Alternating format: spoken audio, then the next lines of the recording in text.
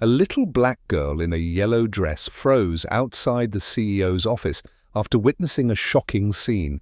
A woman in a red dress angrily kicking a helpless billionaire trapped in a wheelchair, demanding he sign away his company.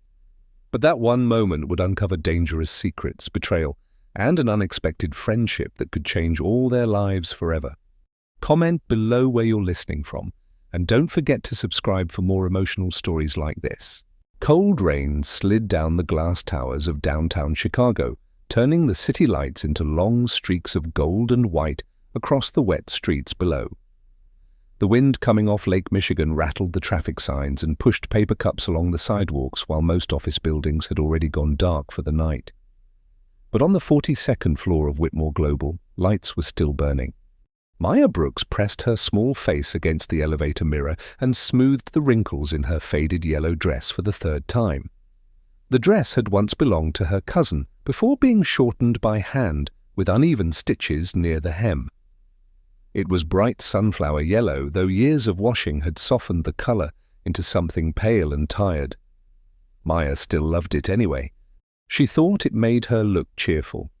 She was 9 years old, thin as a reed, with dark brown skin and large observant eyes that noticed things adults often missed. Her hair was braided carefully by her mother every Sunday night, though several curls had already escaped after the long bus ride downtown. Maya spoke softly around strangers, but inside her lived a restless curiosity that often carried her into places she probably shouldn't go. "Stay close tonight," her mother said as the elevator doors opened. Angela Brooks stepped out first, pushing a grey janitor cart with one squeaky wheel. At 37, Angela carried herself with the tired posture of someone who had spent most of her life standing while other people sat comfortably. She was tall for a woman, with narrow shoulders and deep lines around her mouth that had not come from age alone. Life had sharpened her carefully. Years earlier, Angela had once studied nursing before her husband disappeared under debts and promises he never kept. Since then, she had raised Maya alone while working 2 cleaning jobs across Chicago. She rarely complained, not because life had been kind, but because she no longer believed complaining changed anything. "Don't wander," Angela added quietly. "Mister, Harlan already warned me twice." "I won't," Maya promised. Angela gave her a look that suggested both of them knew promises from curious children had limits. The executive floor smelled different from the lower offices, less like coffee and printers, more like polished wood, expensive perfume, and silence. Most employees had gone home hours ago, but the top floor still carried traces of power. Glass conference rooms, marble walls, abstract paintings Maya did not understand. Everything looked cold and expensive at the same time. Angela began wiping fingerprints from a conference table, while Maya sat beside the window with a coloring book pulled from her backpack. For nearly 20 minutes the only sounds were rain tapping the glass and the squeak of the mop bucket wheels. Then footsteps approached, heavy, fast. A man rounded the corner carrying a tablet against his chest. Marcus Reed was 26, lean and sharp-faced with rolled sleeves and tired eyes behind rectangular glasses.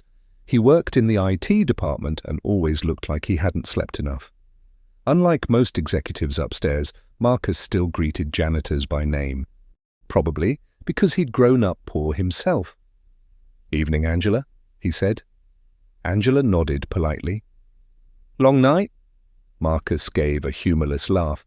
"Something like that." His attention shifted briefly toward Maya. "And hey, yellow dress." Maya smiled immediately. Marcus always called her that because he never remembered the names of children. "You still fixing computers?" she asked. "Trying to." Marcus lowered his voice slightly toward Angela. "Board meeting ran late again. They're still inside." Angela understood immediately who he meant. Mr. Whitmore. Even saying the CEO's name felt different in the building now. Quieter, more careful. Months earlier, Ethan Whitmore had been the face of Chicago business magazines. Young, brilliant, ruthlessly focused. The kind of billionaire people either admired or envied. Then came the accident. A highway crash outside the city. 3 surgeries, a shattered spine. Now rumors traveled through Whitmore Global faster than emails. Some said Ethan would never walk again. Others whispered the board was already preparing to replace him. Marcus glanced toward the long hallway leading to the executive offices. "Something about this whole thing feels wrong," he muttered. Angela frowned slightly. "What thing?" "The accident." Before she could answer, another voice cut through the hallway. "Angela!" Mr. Harlan stood near the elevators. Tall, grey-haired, and permanently irritated, Walter Harlan managed building operations with the emotional warmth of airport security. His suits were always perfect. His smile never reached his eyes. His gaze landed immediately on Maya. Again. "You brought her?" Angela straightened. "I couldn't get a sitter tonight." "That's becoming a pattern." She sits quietly. "That's not the point." Maya lowered her eyes toward her coloring book. Mr. Harlan sighed heavily, as though exhausted by other people's problems. "The executive board doesn't like children wandering these floors after hours, especially now." Angela's jaw tightened slightly.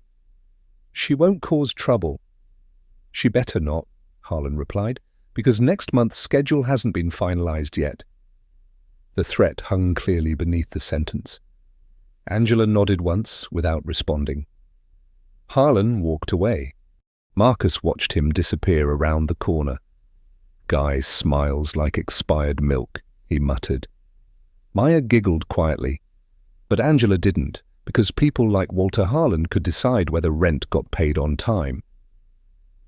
A little later, Angela sent Maya to refill paper towels from the storage closet near the executive wing.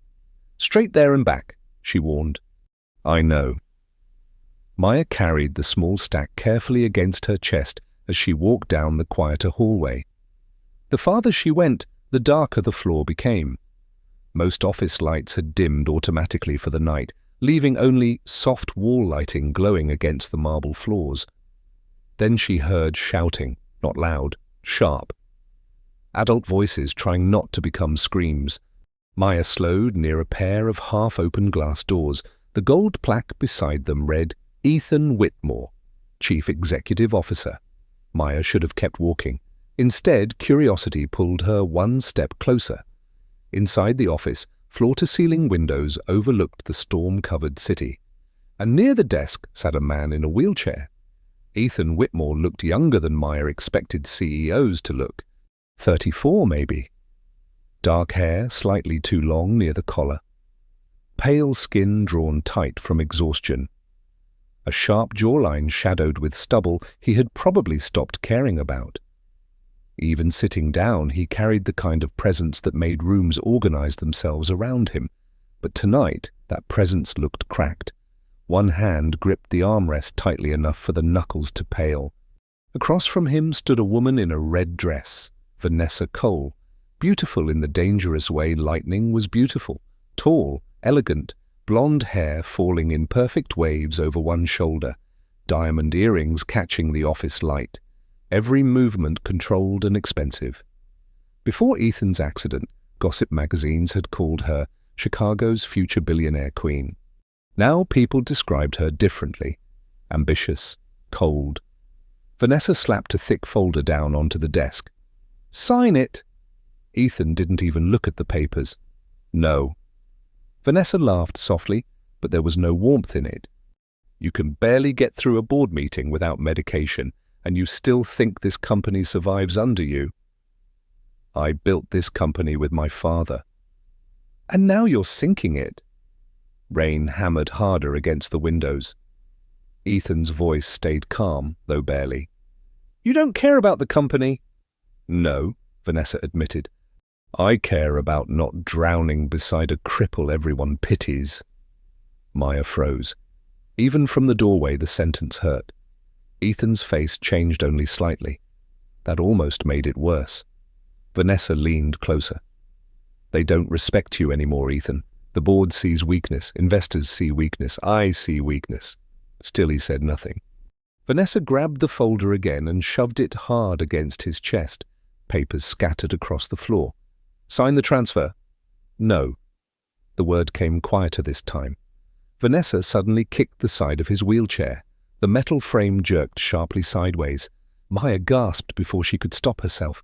Vanessa spun toward the doorway instantly. For one terrible second, nobody moved. Maya stood frozen in her yellow dress, clutching paper towels against her chest. Ethan looked toward the glass reflection beside his desk and finally noticed her too. Their eyes met. And something inside the room changed. Vanessa Cole stared at the little girl in the yellow dress as though she was something dirty that had wandered in from the street. For a second, nobody spoke. Rain pressed hard against the glass windows behind them, and somewhere far below, a police siren echoed through downtown Chicago. Then Vanessa's expression hardened. "What is she doing in here?" she snapped. Maya tightened her grip on the paper towels against her chest.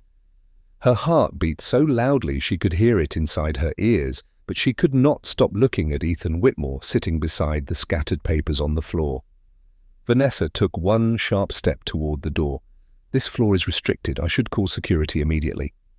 Maya swallowed. Then, before fear could stop her, she blurted quietly, "I saw he didn't want to sign." Silence. Real silence this time. Even the storm outside seemed farther away for one strange moment. Vanessa blinked once, almost offended that a child had interrupted her. "Excuse me?" Maya looked toward Ethan instead of her. "He kept saying no." The little girl's voice shook slightly, but the words still landed heavily in the room. Ethan lowered his eyes briefly, and for the first time in months, something close to amusement crossed his exhausted face. It wasn't a full laugh, more like a forgotten reflex. A quiet breath through his nose. Vanessa noticed it immediately, and somehow that irritated her more than the interruption itself. "You think this is funny?" she asked coldly. Ethan leaned back slightly in his wheelchair, despite the pain still visible around his shoulders. "No," he said calmly. "I think it's honest." Vanessa crossed her arms tightly over her red dress. Up close, Maya could see how perfect she looked. Not a strand of blonde hair out of place. Not a wrinkle in the fabric. Vanessa carried herself like someone who had spent her entire life learning how to win rooms before speaking inside them. But beneath that polish lived impatience. Cruel impatience, the kind that came from never hearing the word no often enough. "She's a child," Vanessa said sharply. "She doesn't understand what's happening." Maya looked down at the papers scattered near Ethan's wheelchair. "I understand yelling." The answer struck harder than Maya intended. Vanessa stared at her another second before turning back toward Ethan. "This is exactly your problem," she said bitterly. "You always let emotional nonsense distract you from reality." Ethan's face cooled again. "Leave, Vanessa. You're making a mistake." "Probably," he admitted quietly. "But you still need to leave." For a moment, Maya thought Vanessa might explode again. Instead, the woman bent slowly, gathering several unsigned documents from the floor with stiff, controlled movements. One diamond bracelet glittered sharply beneath the office lights. When she straightened again, her voice had changed. Softer now, more dangerous. "You're going to lose this company," she said. "And when it happens, don't pretend nobody warned you." Ethan said nothing. Vanessa's eyes flicked briefly toward Maya once more before she walked toward the door. Her high heels clicked against the marble floor like tiny hammer strikes. Just before leaving, she paused beside Maya. "You shouldn't wander into places that don't belong to you," she murmured. Then she walked out. The office doors closed behind her, and suddenly the entire room seemed to exhale. Maya remained frozen near the entrance. Ethan rubbed one hand slowly against his forehead. Up close now, Maya noticed the strain hidden beneath his calm expression. His right hand trembled slightly near the armrest. Not from fear. Pain. The kick to the wheelchair had hurt more than he allowed Vanessa to see. "You can come in," he said after a moment. Maya hesitated. Am I in trouble? No. His answer came immediately. She stepped carefully inside the office. The room was enormous, bigger than her entire apartment. One wall displayed framed business awards, while another held black and white photographs of Chicago from decades earlier. The city lights reflected across the polished floors like water. Maya knelt awkwardly beside the scattered papers and began collecting them into neat stacks. Ethan watched her quietly. Most adults became uncomfortable around him now. They either stared too long at the wheelchair or avoided looking at it completely. But Maya only looked at him the way children looked at damaged birds, curious, concerned, honest. You shouldn't pick those up, Ethan said. You dropped them.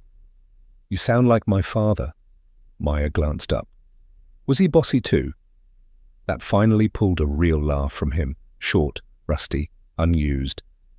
Yes, Ethan admitted. Very. Maya carefully handed him the papers. As she did, she noticed his fingers tighten slightly from pain when he reached forward. You're hurt, she whispered. Ethan looked down at his hand as though surprised she noticed. It's nothing. But children recognized lies differently than adults did. Before Maya could answer, hurried footsteps approached outside the office. Angela Brooks appeared in the doorway, breathless with panic. Maya! Her eyes immediately darted from Ethan to the scattered documents to the still open office doors. Color drained from her face. Oh my God, she whispered. Angela grabbed Maya gently by the shoulders. I'm so sorry, Mr. Whitmore. I told her not to wander. She didn't mean... It's fine, Ethan interrupted. Angela stopped speaking. People at Whitmore Global rarely interrupted her panic with kindness. She wasn't causing trouble, Ethan continued. Angela looked uncertain whether she was being tested. Maya quickly pointed toward the hallway. There was yelling. Angela closed her eyes briefly. I apologize, she said carefully. Ethan studied her for a moment. Angela Brooks looked exhausted beneath the fluorescent lights. Her cleaning gloves were still tucked into one pocket of her work apron. A faint bleach stain marked one sleeve. There was dignity in the way she stood, though life had clearly spent years trying to wear it down. Ethan recognized that kind of exhaustion, not physical, survival exhaustion. You work nights often? He asked. Angela hesitated. Most nights? And still have to bring her? I don't always have a choice. The honesty surprised him. Most employees around him had become experts at polished answers. Maya looked around the office again before speaking quietly. My mom works 2 jobs. Angela immediately looked embarrassed. Maya. It's true. Ethan remained silent for a second. Then he pressed a button on the desk. A woman answered through the intercom almost immediately. Yes, Mr. Whitmore? Janice, Ethan said, could you send some food upstairs? Angela shook her head at once. That's not necessary. It wasn't a question. A pause came through the speaker. Janice Keller had worked as Ethan's executive assistant for nearly 12 years. In her late 50s, she had silver blonde hair cut neatly at the jawline and the composed expression of someone who had spent decades organizing powerful men without becoming impressed by them. Unlike most people in the building, Janice still spoke to Ethan normally after the accident. What kind of food? She asked. Ethan glanced toward Maya. Something warm. Janice understood more than he said. I'll handle it. The intercom clicked off. Angela looked deeply uncomfortable. Mr. Whitmore, we can't accept charity. It's soup, Ethan replied quietly. Not charity. Maya looked between them carefully, sensing the tension without fully understanding it. Far below the executive floor, Marcus Reed sat alone in the IT security office, staring at security footage on 3 different monitors.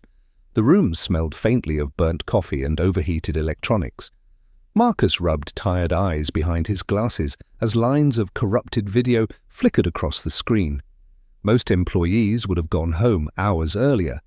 Marcus stayed because something continued bothering him about Ethan Whitmore's accident. He typed another command. A timestamp appeared, then vanished. His expression tightened. "That's impossible," he muttered. The security archive from the night of Ethan's crash had been partially erased, not damaged, removed, cleanly, professionally. Marcus leaned closer toward the monitor. Someone inside Whitmore Global had deleted footage from the executive parking garage the exact same night Ethan's brakes failed.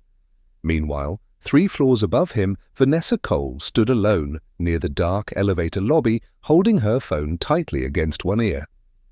Her voice was low now, controlled again. "I'm done waiting," she said, coldly. "If Ethan refuses to sign voluntarily, then we move forward without him." A man's voice answered faintly through the speaker. Vanessa stared out at the storm-covered skyline. "I don't care what legal pressure it takes," she continued. "I want the transfer finalized before next quarter." She ended the call without goodbye. Back inside the office, Maya sat quietly at the edge of a leather chair far too large for her, while steam rose from bowls of soup Janice had personally brought upstairs. Janice herself gave Maya a softer look than most executives ever offered children. Then she noticed Ethan's expression. Tired, but lighter somehow. Interesting, she thought. Very interesting. Chicago woke beneath a curtain of cold rain that week. The glass towers downtown disappeared each morning into low grey clouds, and the wind that moved through the streets carried the smell of wet pavement and exhaust smoke. Whitmore Global stood above it all like a silent black monument, its upper floors glowing long after most offices in the city had gone dark. By the third night after Maya first wandered into Ethan Whitmore's office, the security guards downstairs had stopped looking surprised when they saw the little girl in the faded yellow dress step quietly beside her mother through the employee entrance. Maya Brooks still wore the same worn sneakers with loose laces and the same yellow dress that had once been brighter before too many washes faded it pale at the seams. But there was something steady about her now when she entered the building. She no longer looked completely frightened. Curious, yes, careful, always, but not frightened. Angela Brooks noticed it immediately. Angela was a tall black woman in her mid-30s with tired brown eyes and strong hands roughened by years of cleaning chemicals and overtime shifts. Before life became survival, she had once dreamed of becoming a nurse. But dreams had slowly disappeared beneath rent payments, hospital bills, and the responsibility of raising Maya alone after Maya's father vanished years earlier. Hardship had made Angela cautious with hope. Hope, she believed, often arrived only to embarrass poor people later. That night she pushed her cleaning cart down the 42nd floor hallway while Maya sat quietly beside the supply closet, drawing on scraps of printer paper Marcus had given her earlier. Marcus Reed had started bringing her paper almost every night now. Marcus was 27, lean and pale with curly dark hair that never stayed neat no matter how hard he tried. He worked in cybersecurity for Whitmore Global and spent most of his life hidden behind glowing computer screens and half-finished cups of coffee. People overlooked him because he spoke softly and avoided attention, but Marcus noticed everything, especially things that didn't make sense. And Ethan Whitmore's accident made less sense every day. Marcus crouched beside Maya near the supply closet and handed her a small pack of colored pencils. "You're going to use all the black ones first again, aren't you?" he asked. Maya smiled slightly. "Black makes shadows better." Marcus laughed under his breath. "That's probably true." She showed him her drawing. It was a crooked picture of Ethan sitting in his wheelchair wearing a giant superhero cape while holding a coffee mug like a shield. At the top, she had written in shaky handwriting, "Super CEO." Marcus stared at it for a second longer than expected. "You know," he said quietly, "he hasn't smiled around anyone here in months." Maya tilted her head. Maybe grown-ups forget how. Before Marcus could answer, the elevator doors opened down the hall. Vanessa Cole stepped out. Everything about Vanessa looked expensive. Her dark red coat fit perfectly against her tall figure, and her sharp heels clicked against the marble floor with cold confidence. She was beautiful in the way magazine covers were beautiful, precise, polished, unreachable. But there was something brittle beneath it, something impatient. People moved differently when Vanessa walked past them, faster, nervous, like prey noticing a predator. Her eyes landed on Maya instantly. The warmth disappeared from her expression. "So the janitor's child is still here," Vanessa said flatly. Angela immediately straightened. "She stays out of the way." Vanessa ignored her. Her attention shifted toward Marcus instead. "Shouldn't you be doing actual work instead of babysitting?" Marcus stood slowly. "I am working." Vanessa's gaze sharpened. "Then maybe work on recovering the missing security footage from the night Ethan crashed his car." The hallway went still. Marcus hid his reaction carefully, but Maya noticed the change in his face. Tiny, quick, but there. Vanessa smiled faintly, satisfied she had unsettled him, then continued toward the executive offices. The moment she disappeared, Marcus muttered softly, "That woman scares me." "She scares everybody," Angela answered. Maya looked toward Ethan's office door. Not everybody, she thought. Later that evening, after Angela moved to another section of the floor, Maya quietly wandered toward Ethan's office, carrying her newest drawing folded carefully against her chest. The door was half open. Inside, Ethan Whitmore sat near the window overlooking the city. The office lights were dim except for the lamp beside his desk. Rain streaked softly against the glass behind him. He wore a charcoal sweater instead of his usual suit jacket tonight, and exhaustion sat heavily across his face. Ethan Whitmore was only 38, but the accident had aged him in ways mirrors couldn't fully explain. Before the crash, magazine articles called him brilliant, unstoppable, the youngest CEO in the company's history. Now headlines mostly described him as recovering, vulnerable, uncertain. He hated every one of those words. His wheelchair rested beside a set of parallel bars installed near the wall for physical therapy exercises. Sweat darkened the back of his shirt. His hands gripped the bars tightly as he forced his legs to move. One step, then another. Pain twisted across his face immediately. His knees buckled. He caught himself before falling completely. Maya gasped softly. Ethan looked up sharply toward the doorway. For a second, embarrassment flashed across his expression. Then irritation. "You shouldn't sneak up on people," he muttered. Maya stepped inside carefully. "You shouldn't practice alone if it hurts that much." That almost made him laugh. Almost. "You sound like my doctor." "My mum says stubborn people hate doctors." Ethan lowered himself back into the wheelchair slowly. "Your mother sounds smart." "She is." Maya walked closer and handed him the folded drawing. Ethan opened it. The superhero cape made him stare silently for several seconds. "You made me taller," he said finally. "You look sad in real life." That answer hit harder than Maya intended. Ethan leaned back quietly in his chair. "Kids usually stare at the wheelchair first."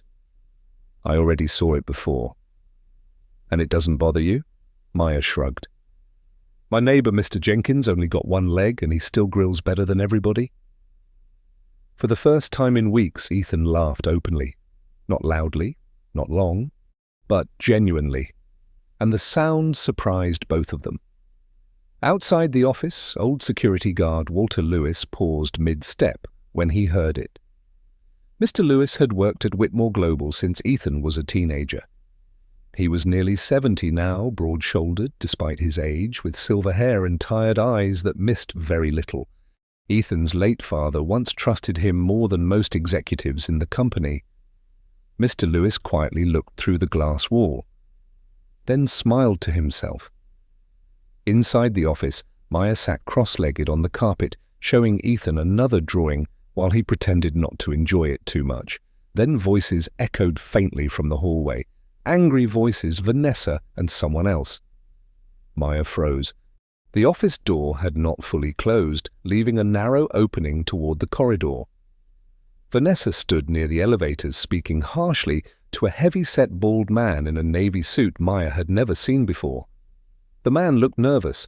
Sweat glistened along his forehead. "I told you the accident was supposed to end this cleanly," Vanessa hissed. Maya's stomach tightened. The man lowered his voice urgently. "You said nobody would start digging again." "No one was supposed to." "What about the deleted footage?" Vanessa stepped closer. "Then make sure it stays deleted." Inside the office, Ethan's expression changed instantly. Cold, sharp, dangerously focused. Maya looked at him slowly. "You heard that too?" she whispered. Ethan didn't answer immediately. Outside, Vanessa noticed movement through the office glass. Her head turned sharply toward the door. For one terrifying second, Maya thought Vanessa saw them listening, but the elevator opened behind Vanessa before she could step closer. The bald man hurried inside first. Vanessa lingered only long enough to glance once toward Ethan's office. Then the elevator doors closed. Silence settled heavily across the floor. Ethan's hands tightened around the armrests of his wheelchair. Maya looked up at him carefully. "Your accident," she whispered. "They were talking about it." Ethan stared toward the empty hallway. And for the first time since the crash, something dangerous returned to his eyes. Not fear. Fight. The city was still waking up when Marcus Reed finally saw it. He sat alone in the dim maintenance room beneath Whitmore Global, the glow of multiple monitors reflecting in his tired eyes. Rain tapped lightly against the narrow window behind him, but he didn't notice anymore. He had stopped noticing anything except the screen. Marcus was a thin man with anxious hands and a habit of biting his lower lip when thinking too hard. His curly hair stuck out in uneven directions, and his shirt sleeves were rolled up from hours of digging through corrupted data fragments. He looked like someone who hadn't slept properly in days. On the screen, the recovered footage flickered. A night road, rain falling hard, a black sedan moving fast, and behind it, a second vehicle, red. Marcus leaned closer. Come on, he whispered.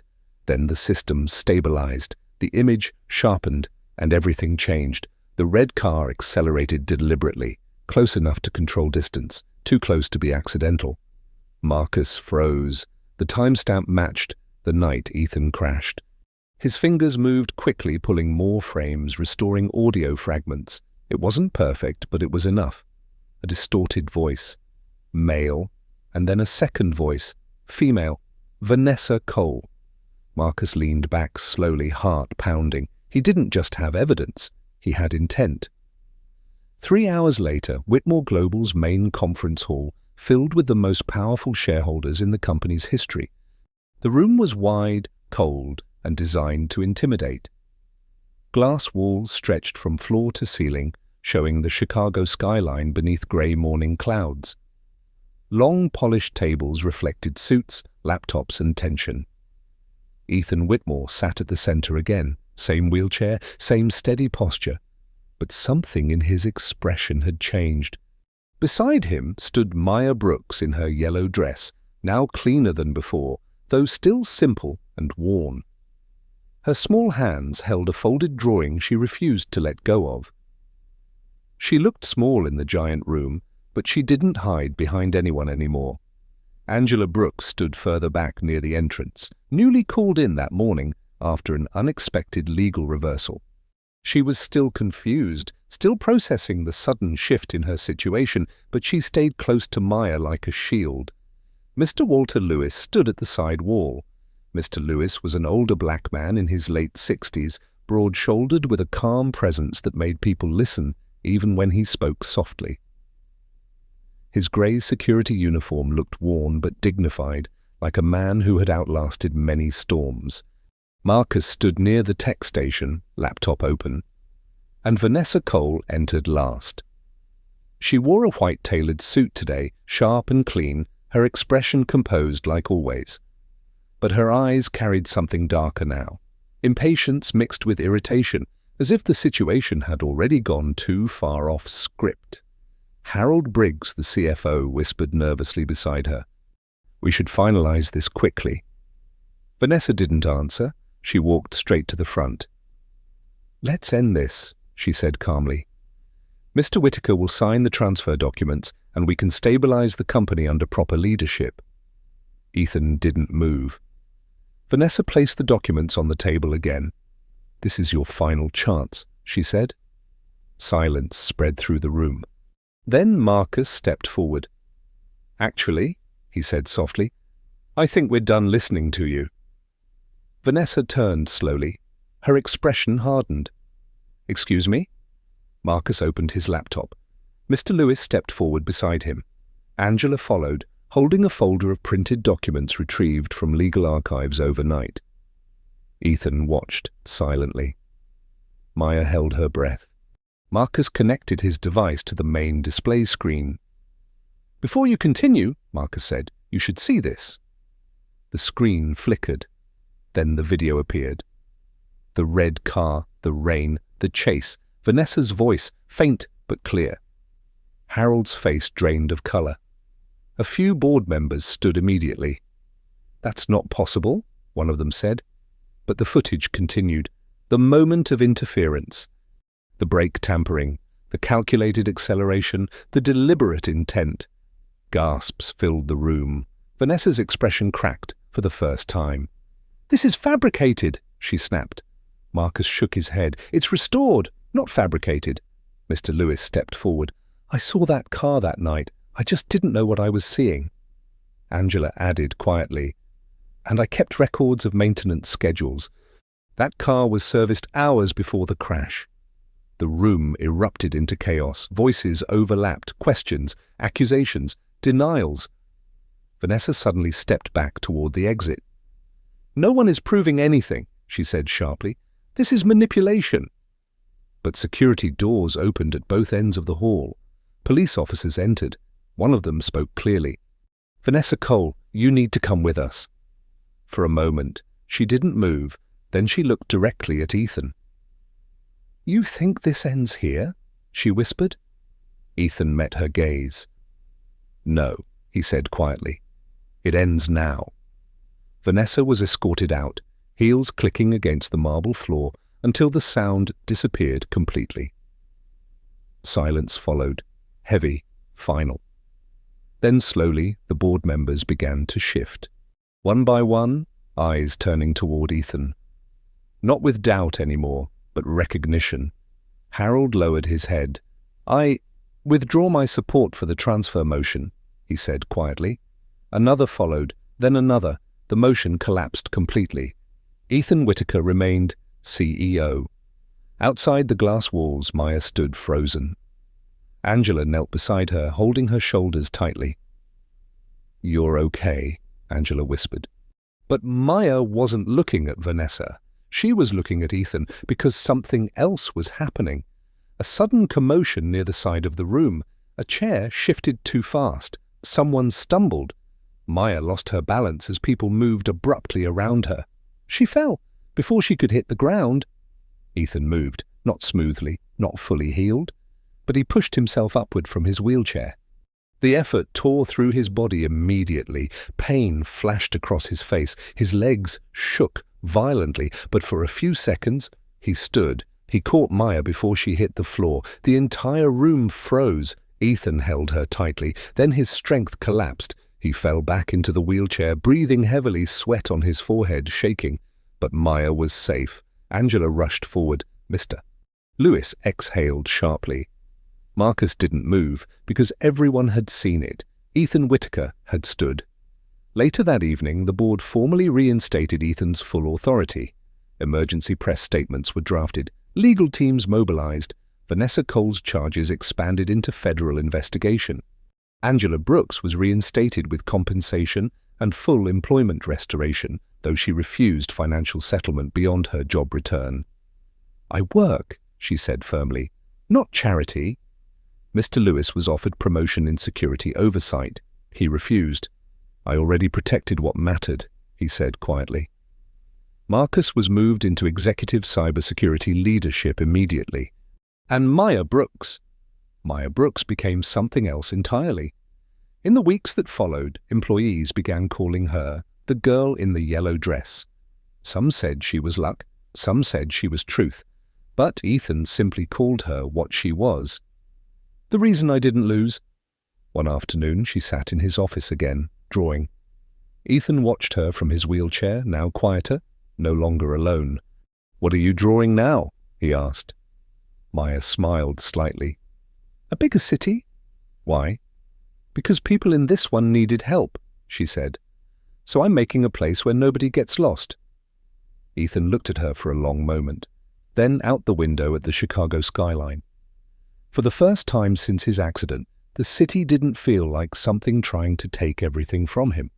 It felt like something he could finally rebuild. Chicago was wrapped in a quiet winter morning, the kind where snow fell slowly like scattered memories drifting back to Earth. The Whitmore Global Headquarters, once a place of tension and betrayal, now stood calm under a silver-white blanket. Inside, however, life was changing in ways no one had fully expected. Ethan Whitmore, once a powerful CEO known for his sharp decisions and cold control, now lived a different rhythm. Ethan was a man in his early 30s, tall with a lean frame that had lost much of its strength after the accident. His dark hair was slightly longer now, often unkempt from hours of therapy. His face carried a quiet maturity shaped not by success, but by struggle and humility. He was no longer the man who commanded rooms with fear. He was learning to rebuild himself, step by step. In the rehabilitation center on the top floor of the building, Ethan was practicing with a physical therapist named Dr. Helen Morris. Helen was a woman in her late 40s, short with tightly tied, silver-streaked hair and sharp, observant eyes that had seen countless recovery journeys. She had a strict voice but a deeply compassionate nature, shaped by years of working with trauma patients who had lost hope. "Again," she said firmly, adjusting the support frame in front of Ethan. Ethan exhaled slowly and tried to step forward. His legs trembled, but this time he did not fall immediately. It was not strength yet, it was persistence. Behind the glass wall, Maya Brooks watched quietly. Maya, now 10 years old, still wore her signature yellow dress whenever she visited him. The dress was slightly cleaner now, carefully maintained by her mother Angela. Maya had a warm brown complexion, big, curious eyes, and tightly braided hair decorated with small beads that clicked softly when she moved. Her presence had become a symbol in the building, not just of innocence, but of unexpected courage. Angela Brooks, Maya's mother, had returned to her job in a new position. Angela was a woman in her mid-30s, strong-built, with tired but determined eyes. She had a history of hardship that shaped her resilience. After everything that happened, she had refused pity and instead worked twice as hard, eventually being promoted to internal services manager. She often stood at the back of rooms, observing quietly, never seeking attention, but always ensuring things were done right. Marcus Reed, now head of cybersecurity operations, had also changed. Marcus was a young black man in his late 20s, slim, wearing glasses that gave him a thoughtful, analytical appearance. Once quiet and cautious, he had grown more confident after exposing the truth behind the accident. He now walked the halls with purpose, overseeing systems that protected the company from threats like the one they had once faced internally. Mr. Lewis, the aging security guard with a deep voice and weathered face, still worked at the building. His loyalty to the Whitmore family had never faded. He was often seen sipping coffee near the entrance, his posture relaxed but alert, like a man who had survived too many storms to be easily shaken. Months passed in recovery and rebuilding. The Ethan Whitmore Foundation was created quietly at first, then grew rapidly. It funded education programs for children from low-income families, including Maya. The idea had come from Ethan himself, though he never publicly claimed credit. On the day of the annual Christmas celebration, the entire company gathered in the main hall. Lights shimmered across tall glass walls, reflecting snow falling outside. Employees filled the room with a mixture of curiosity and hope. This year felt different. Maya stood near the front, wearing her yellow dress again. This time it was paired with a small white coat, her breath visible in the cool indoor air. She looked around with wide eyes, no longer a lost child in a corporate tower, but someone who belonged there in a strange, meaningful way. Angela stood a few steps behind her, arms folded, smiling softly for the first time in a long while. Marcus was near the stage, checking the security feed out of habit, though there was no threat left to monitor. Ethan arrived last. He moved slowly, supported by a lightweight walking frame. Each step was controlled, deliberate. The room fell silent, not out of fear but anticipation. Ethan's face showed exhaustion, but also something new, quiet determination. He reached the stage and stood for a moment, looking at the crowd. Then his eyes found Maya. Without hesitation, Maya ran forward. She climbed the small steps and hugged him tightly.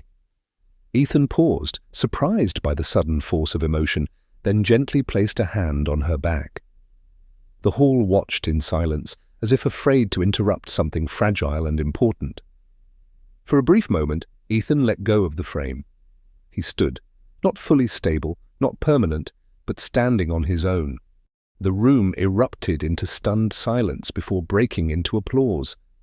Some employees stood, others covered their mouths in disbelief. Angela's eyes filled with tears she refused to wipe away. Marcus simply nodded, as if confirming a truth he had always believed. Ethan slowly sat back down, breathing heavily, but smiling faintly for the first time in years. Later, when the ceremony ended, snow continued to fall outside the tall glass windows. Maya stood beside Ethan as people slowly left the hall. Ethan looked out at the white sky, then down at Maya. "You know," he said quietly, "I think this is only the beginning." Maya tilted her head, smiling in that simple, fearless way only children can. "Then next time," she said, "don't open the door alone." "I'll knock first," Ethan laughed softly. "Not as a CEO, not as a victim, but as someone finally learning how to live again." And outside, Chicago kept falling into snow, as if the world itself agreed that something new had quietly begun. This story is not just about a powerful company, a tragic accident, or a hidden conspiracy. At its core, it is about how easily people can forget the value of kindness and how unexpectedly that kindness can return to change everything. Ethan once believed strength meant control and authority. But life slowly taught him that real strength is not about standing above others, but about standing up again after being knocked down. Maya, just a small girl in a yellow dress, reminded everyone around her that courage does not depend on age, status, or power. Sometimes it comes from simply speaking the truth when no one else will. In our daily lives, we may meet moments where people are judged too quickly, where kindness is ignored, or where power is misused. This story gently reminds us that even small voices matter. A single act of honesty, a simple gesture of compassion, or the courage to protect what is right can change the direction of many lives. Angela shows us the strength of hardworking parents who never give up, even when life feels unfair. Marcus represents those who quietly search for truth in a noisy world. And Ethan reminds us that rebuilding a life is always possible, no matter how far someone has fallen. If this story touched your heart, share it with someone who needs a little hope today. Leave a comment and tell us where you are watching from and what part of the story stayed with you the most. Your voice matters here. If you believe in kindness, truth, and second chances, consider subscribing to this channel for more stories like this.